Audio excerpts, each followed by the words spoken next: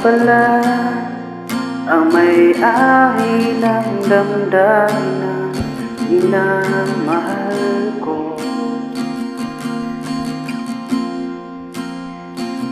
Pakisabi na lang na huwag nang mag-alala at okay lang ako.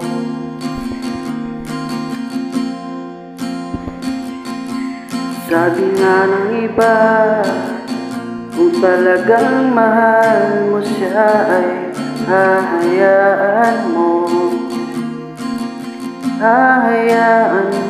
na mamaalam, hahayaan mo na lumisan.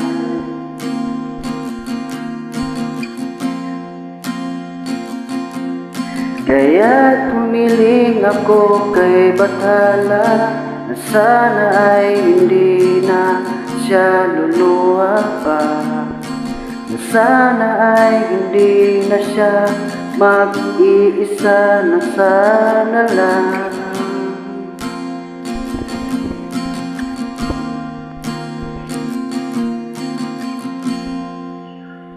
ingatan mo siya. Pinaliwala niya ako dahil sa'yo, nawala na ng saysay ang pagmamahal na kay tagal ko rin binuo, na kay tagal ko din hindi sinuko.